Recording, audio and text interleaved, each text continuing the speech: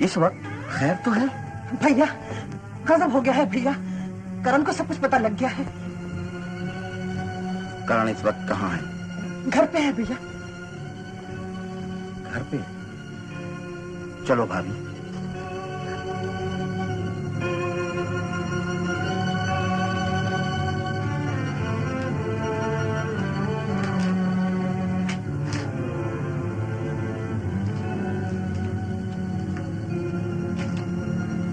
करण बेटा। करण बेटा, एक न एक दिन तो तुम्हें ये मालूम होना ही था, कल या आज। सो आज ही हो गया। तुम्हें हिम्मत से काम लेना चाहिए बेटा। मत भूलो कि तुम एक ऐसी माँ के बेटे हो जिसने अकेले सारी दुनिया का मुकाबला करके तुम्हें इतना बड़ा किया है बेटा। और तुम यूं घबरा रहे हो? डॉक्टर साहब, अभी जो कुछ मुझे मालूम हुआ है, क्या ये सच है? हाँ, सच है। क्या ये सच है कि मेरे पिताजी जिंदा हैं? हाँ। क्या ये सच है कि मेरे पिताजी एक खूनी हैं? क्या ये सच है कि पिछले 15 बरस से मेरे पिताजी हैदराबाद की जेल में काले पानी की सजा भुगत रहे हैं? आज तक आपने ये राज मुझसे छुपा के क्यों रखा है? आज तक मुझे क्यों समझाया गया है कि मेरे पिताजी मर चुके हैं और मैं एक यतीम हूं, एक अनाथ हूं? इसलिए करण कि तुम्हारी माँ ये नहीं चाहती थी कि दुनिया तुम्हें खूनी के बेटे के नाम से पुकारे। जरा सोचो तो बेटा, इस बेचारी ने किन किन मुश्किलों का सामना करके तुमको इतना बड़ा किया, पढ़ाया, लिखाया, और अब तो तुम्हें एक अच्छी नौकरी भी मिल गई है। तुम्हें हमेशा आने वाली कल का सोचना चाहिए, गुजरे हुए जमाने का नहीं। तुम आखिरी बार पिताजी से कब मिली थी माँ? कोर्ट में, जब उन्हें सजा हुई थी। 15 बरस गुजर गए और तुमने एक बार भी पिताजी से मिलने की कोशिश नहीं की माँ। मैं उस आदमी को क्यों मिलती जिसने मुझे ठुकरा के गाने वाले को अपनाया, मेरी जिंदगी को हमेशा के लिए घुन लगा दिया और उस गाने वाले का खून किया, मुझे तबाह और बर्बाद कर दिया, मेरे खानदान की इज्जत को मिट्टी में मिला दी। करण, करण बेटा, करण, करण, करण बेटा रुक जाओ। भाभी। भैया, भैया इसे रोकिए भैया। अब ये नहीं रुकेगा भाभी, इसे जाने दो। बाप का खून बेटे को पुकार रहा है।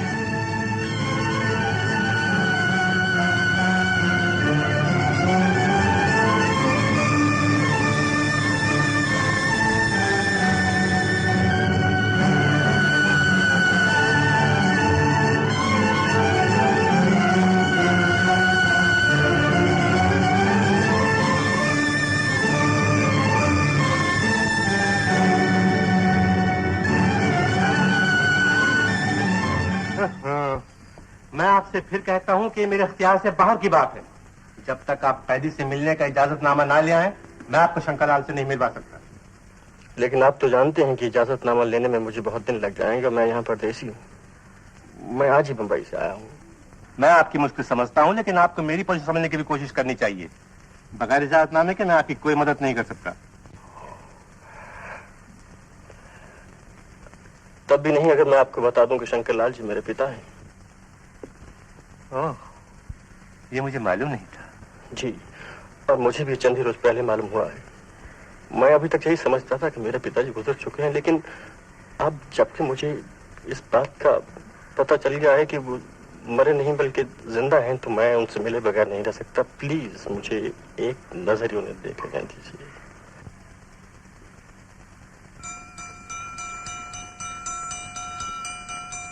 आओ।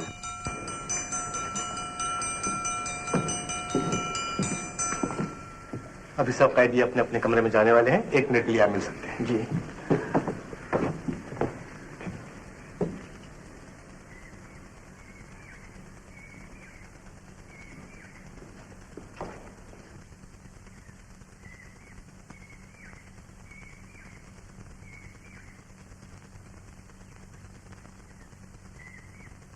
जी मैं अपने पिताजी को पहचानता नहीं। ओह आई सी। ठहरो। नंबर 27 आगे आओ।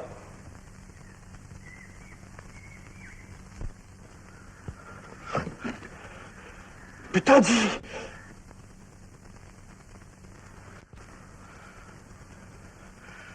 मैं करण हूं, आपका बेटा करण। मैं करण हूं पिताजी, मैं करण हूं, करण, मैं आपका बेटा हूं।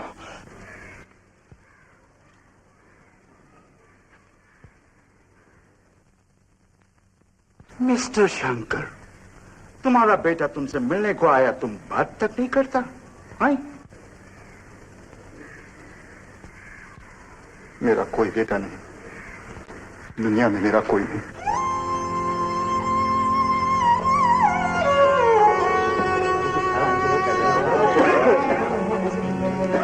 बुढ़ा जल्दी चलो।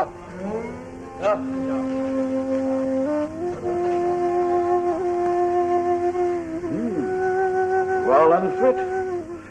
Well, gentlemen, वो तुम्हारा बाप है? तुम रोता? It's my strong man रोता? देखो हम बर्मीज क्रिश्चियन, 5 बरस से जेल में मरता, फिर मैं नहीं रोता।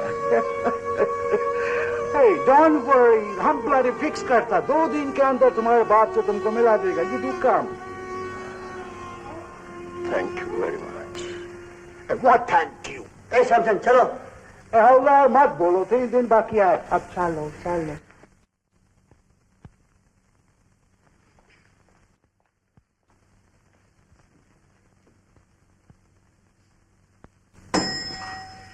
फरमाइए साहब। यहाँ रहने के लिए एक कमरे का बंदोबस्त हो सकता है? एक अजी साहब 10 कमरों का बंदोबस्त। कोई अलग कमरा नहीं मिल सकता है। हाँ, एक कमरे में एक पलंग मिल सकता है। कब तक ठहरेंगे आप? कह नहीं सकता कितने रोज लग गए। कोई बात नहीं साहब, जब तक आपका जी चाहे आप रहिए, यहाँ कोई बात की तकलीफ नहीं होगी आपको। अच्छा, आप अपना यहाँ नाम और एड्रेस लिख दीजिए। बदरू जी। आपका सामान उठाकर कमरा नंबर 13 में रखाओ। मधोर साहब के कमरे में? अरे सामान तो कोई है नहीं साहब, आपने कोई सामान नहीं लाया है? सामान कुछ नहीं। कोई बात नहीं, चलिए मैं आपको उठा के ले जाऊं। आइए। ठहरिए करण बाबू, बगैर पेश के लिए मैं अपने होटल में जगह नहीं देती। आप 20 रुपए डिपॉजिट करा दीजिए। जी। आइए, रसीद बाद में मिल जाएगी। ये देखिए, ये है आपका कमरा, काफी हवादार है। और ये है आपके साथी। अरे कहाँ गए मधोश मियां, दौलतचंद व फकीरचंद, कहाँ गए ये सब लोग? शायद किसी काम पे गए होंगे। क्या कहूँ? काम? अजी साहब, काम इनसे और ये काम से कोसों दूर रहते हैं। हमें दौलतचंद चची गई। चची तो गई, मगर बदरू किसी और को ही लेकर आ गया है। कोई चची का सगे वाला है क्या? जी नहीं, आपका नया रूममेट है। आप भी तशरीफ लाइए, आप भी तशरीफ लाइए। जल्दी आइए, जल्दी आइए। ये है साहब आपके रूममेट और ये आपके नए रूममेट। मिलिए मिलिए। आधा वर्ष है, आधा वर्ष है। मुझे बड़ी खुशी हुई।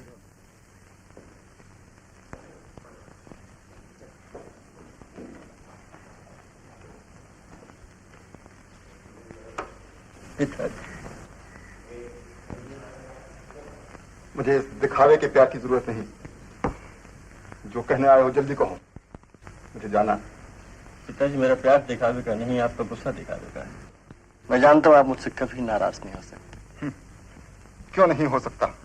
मेरा तुम्हारा नाता क्या है? आखिर तुमने मेरे लिए किया क्या है? तुम मेरे होते कौन हो? मुझे आपके बारे में कुछ पता नहीं था। मुझे तो सिर्फ यही बताया गया था कि आप, ईश्वर न करे, आप इस दुनिया से उठ चुके हैं। मैं जानता हूं तुम्हारी माँ ने ये तुमसे कहा होगा। वो जानती थी कि मैं इस जेल में हूं, लेकिन फिर भी वो मुझसे मिलने नहीं आई। और फिर उसने तुमको, मेरे अपने बेटे को मुझसे नहीं मिलने दिया और मुझे जीते जी खत्म कर दिया। मुझे उस औरत के ख्याल से भी नफरत है। ऐसा ना कहिए, उन्होंने सिर्फ आपके खानदान को बदनामी से बचाने के लिए ये राज मुझसे छुपा रखा था। वो नहीं चाहती थी कि लोग आपके बेटे को खूनी का बेटा कहकर पुकारें। मैं खूनी नहीं, मैं खूनी नहीं। वो खून मैंने नहीं किया। आपने माला का खून नहीं किया था पिताजी? नहीं नहीं नहीं, मैं बिल्कुल निर्दोष हूं। लेकिन तुम्हारी मां ने मेरा विश्वास नहीं किया। मेरे अपने दोस्त डॉक्टर कपूर ने, अदालत ने, ज्यूरी ने, वकील ने, किसी ने मेरा विश्वास नहीं किया। और मैं इस जेल की 4 दीवारी में पड़ा सड़ रहा हूं। तो माला का खून किसने किया था? ये मैं नहीं जानता, लेकिन वो खून मैंने नहीं किया। मैं बिल्कुल बेखता हूं। पर इसे कोई नहीं मानता था सिवाय रामदास के, और उसकी गवाही भी अदालत ने कबूल नहीं की। रामदास? कौन रामदास? रामदास वो बनिया था जिसकी दुकान माला के कोठे के नीचे थी। वो जानता था कि मैं निर्दोष हूं, लेकिन अब न जाने वो कहां होगा। पिताजी, मैं आपसे वादा करता हूं कि अगर रामदास जिंदा है तो वो जहां भी है मैं उसे ढूंढ निकालूंगा और उसकी मदद से आपकी बेगुनाही साबित करके छोड़ूंगा, ताकि आपको इस जेल की नामुराद जिंदगी से जल्द निजात दिला सकूं।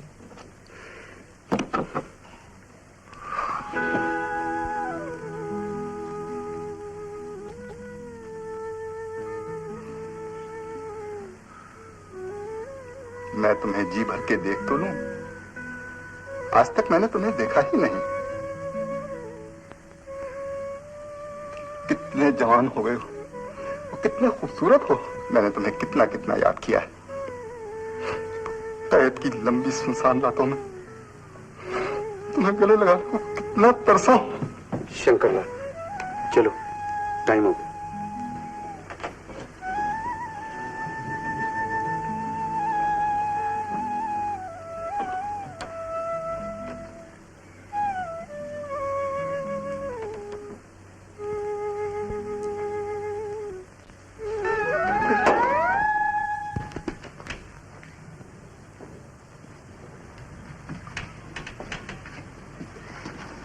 माफ कीजिएगा। कर दिया, फरमाइए। यहाँ एक रामदास साहब रहा करते थे आज से कोई 15 साल पहले। क्या वो जिंदा है? देखिए, चलती है नारी। माफ कीजिएगा, मुझे नहीं मालूम था कि आप रामदास हैं और जिंदा हैं। कहिए।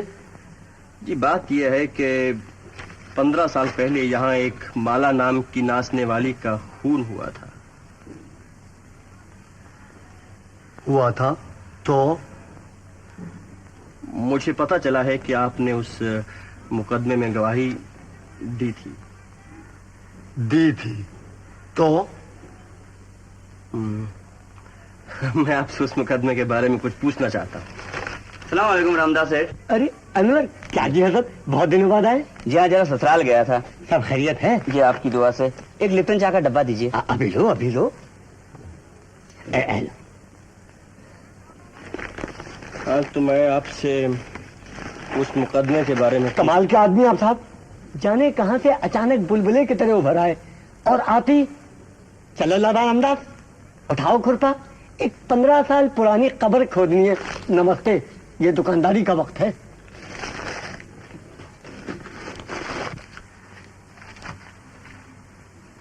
सुनो जी हजरत, रात को जब मैं दुकान पर आ चुकूं तब आइएगा, करीब 8 बजे। जी, आपकी बहुत मेहरबानी। ठीक है। हाँ, खाना घर से खा के आइएगा।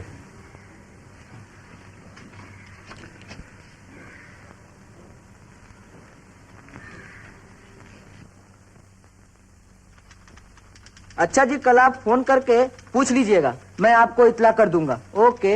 अच्छा जी। एक्सक्यूज मी, देखिए आपका इश्तेहार परसों छप जाएगा, इसलिए आप हमसे परसों मिलिए। अच्छा, आधा वर्ष। हाँ जी साहब, फरमाइए। मुझे आपके अखबार का पुराना फाइल देखना है, आज से 15 साल पहले का। 15 साल पहले का? तो आप मिस आशा से मिलिए, वो बैठी हुई है। जी शुक्रिया। Very welcome. ये आपने गलत समझा है कि पहला आदमी चांद पर उतर गया है। उस आर्टिकल में जो आपने हमारे पिछले एडिशन में पढ़ा है, हमने ये फर्ज करने की कोशिश की है कि ऐसा हो गया है।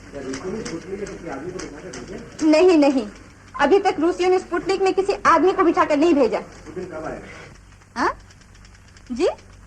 आप भी अजीब हैं। ये अभी से कैसे बताया जा सकता है कि वो दिन कब आएगा? हाँ? माफ कीजिएगा। डेक्कन टाइम्स। जी? जी नहीं, हिंदुस्तान में ऐसी कोई एजेंसी नहीं जो चांद पर आपको हनीमून मनाने भेज सके। इसके लिए आपको अपनी शादी कई साल पीछे डालनी पड़ेगी। समझ गए आप? आशा, वो जो एडिटोरियल मैंने तुम्हें दिया था वो छप नहीं गया? वो तो मैंने फेंक दिया। ऐसे करो, उसको रुकवा दो और उसकी जगह इसको भेजो। ओके। सुनिए और सुनो, मैं अब जा रहा हूँ। तुम कांग्रेस के दफ्तर में फोन करके पूछ लेना कि कल पंडित जी का प्लेन किस वक्त जा रहा है। अच्छा? ओके। Bye bye.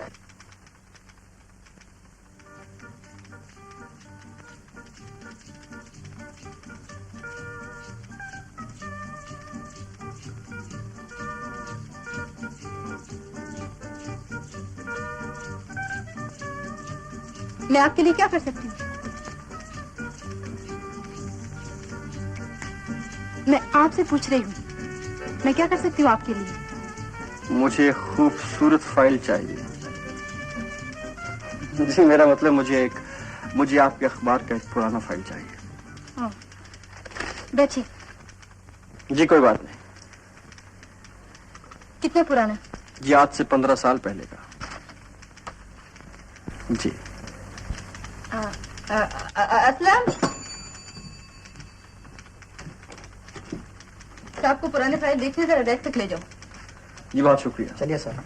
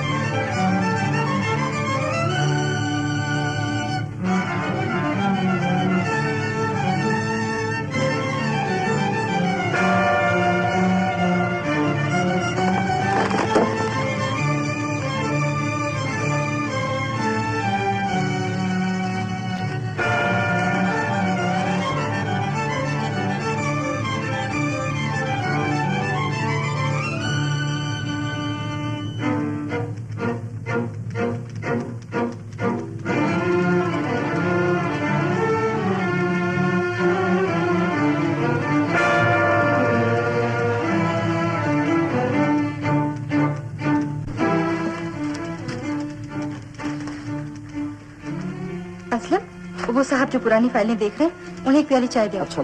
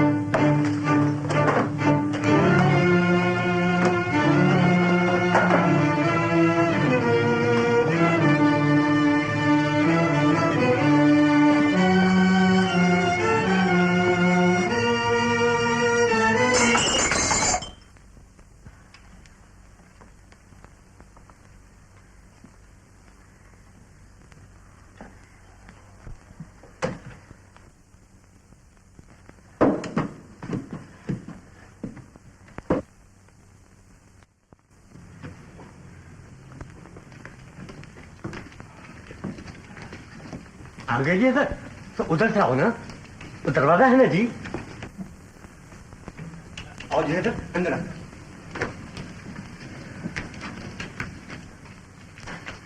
बैठो।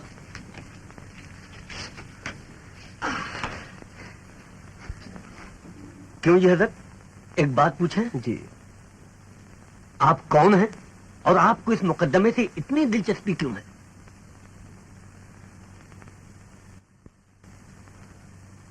जी, इस खून के सिलसिले में जिन्हें सजा हुई थी वो मेरे पिताजी हैं, और इसका मुझे हाल ही में पता चला है। ओह, तो तुम सारी बात जानना चाहते हो? जी हाँ, मैं आपका बहुत बहुत शुक्रगुजार हूँ। ठीक है।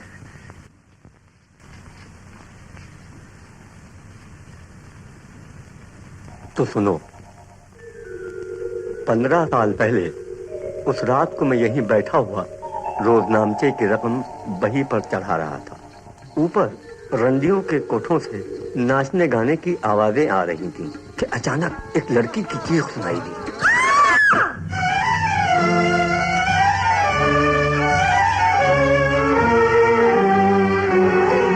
क्या हुआ? क्या हुआ? खून। झांक कर देखता हूँ कि अंदर माला की लाश के पास तुम्हारे पिता खड़े हैं। न जाने क्या सोच कर वो झुके और खून से भरा हुआ छुरा जमीन से उठा लिया। ये बात अच्छी तरह समझ लो, वो छुरा उन्होंने मेरे पहुंचने के बाद जमीन से उठाया था।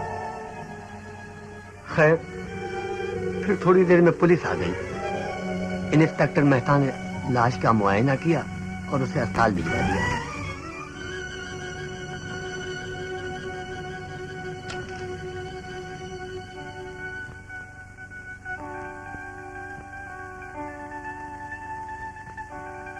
जब बयानात लिए गए तो किशोरी ने जबान से तो कुछ नहीं कहा, सिर्फ तुम्हारे पिताजी की तरफ इशारा कर दिया, मतलब कि खून यही है।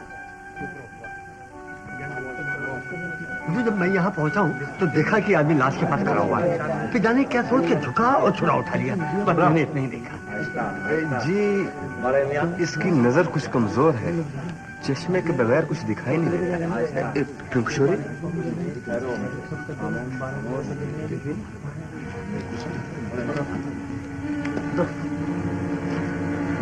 उसके बाद मकान की तलाशी ली गई। इस तलाशी में वो खत मिले जिनसे तुम्हारे पिता और माला के दरमियान ताल्लुकात साबित होते थे।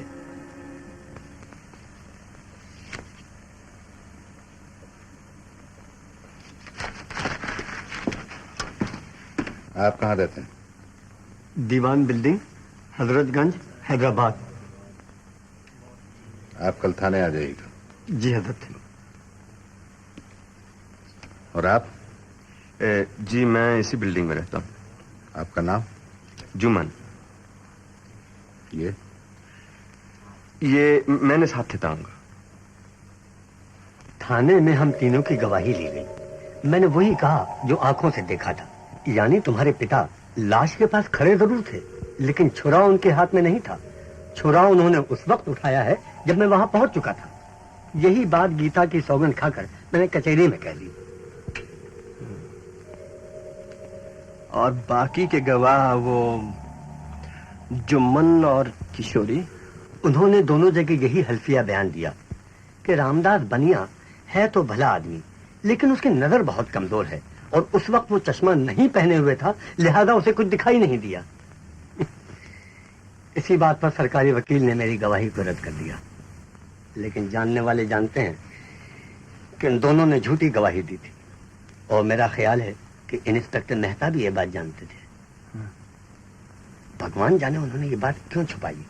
इंस्पेक्टर मेहता से मैं किसी तरह मिल सकता हूँ? कई बरस हो गए उन्हें देखे हुए, भगवान जाने वो जिंदा भी है या नहीं।